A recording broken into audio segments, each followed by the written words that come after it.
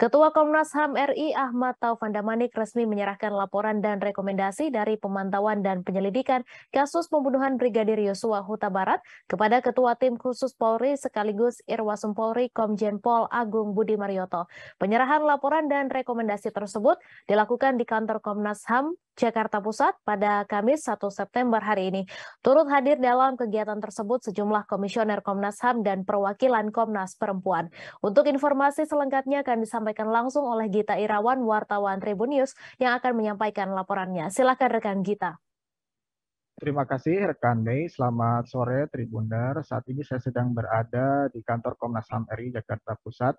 Baru saja tadi saya bersama dengan rekan media lainnya menyaksikan konferensi pers terkait dengan penyerahan laporan hasil pemantauan dan penyelidikan Komnas HAM RI terkait kasus Brigadir J kepada pihak kepolisian. Konferensi pers tersebut dibagi dua, yakni yang pertama adalah penyerahan laporan dan yang kedua adalah pemaparan terkait dengan hasil dari temuan fakta dan juga rekomendasi terhadap pihak kepolisian.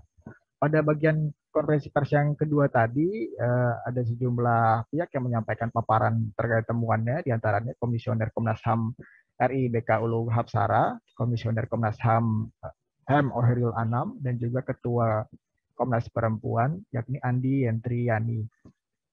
Ada sejumlah catatan.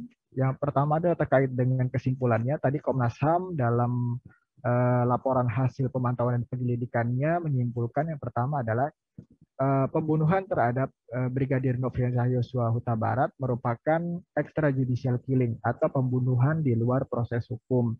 Kemudian yang kedua adalah kesimpulannya tidak ada penyiksaan terhadap Brigadir J. Kemudian poin berikutnya Komnas HAM telah menyimpulkan bahwa adanya obstruction of justice dalam penanganan kasus pembunuhan terhadap Brigadir J. Yang berikutnya adalah Komnas HAM juga menyimpulkan adanya dugaan kuat terkait kekerasan seksual yang diduga dilakukan oleh Brigadir J kepada Ibu Putri Chandrawati atau istri dari Verdi Sambo. Nah, atas sejumlah poin kesimpulan tersebut, Komnas HAM kemudian merekomendasikan sejumlah hal. Di antaranya adalah Komnas HAM meminta kepada pihak kepolisian untuk melakukan proses hukum terkait dengan kasus tersebut secara imparsial, akuntabel, dan bebas dari intimidasi atau intervensi, serta melakukannya berdasarkan scientific crime investigation atau penyelidikan ilmiah. Rekomendasi yang selanjutnya adalah Komnas HAM meminta kepolisian juga menindaklanjuti terkait dengan adanya dugaan kekerasan seksual yang terjadi terhadap Putri Chandrawati yang terjadi di Magelang. Kemudian Komnas HAM juga merekomendasikan kepada pihak kepolisian untuk melakukan proses penegakan hukum tidak hanya dari proses etik atau disiplin kepada seluruh pihak, baik itu dari kepolisian maupun pihak lainnya, juga turut terlibat dalam melakukan obstruction of justice atau perintangan penegakan hukum. Ada sejumlah hal menarik yang tadi disampaikan, yang saya catat dari konferensi pers kedua tersebut, yaitu adalah pertama, Komnas HAM menemukan adanya kekerasan digital yang terjadi terhadap kedua belah pihak, baik kepada keluarga Brigadir Nofriansah Yosua Huta Barat alias Brigadir J maupun kepada keluarga dari Verdi Sambo. Jadi kekerasan digital itu berupa hacking atau peretasan baik dari akun media sosial, email, maupun akun-akun WhatsApp misalnya seperti itu.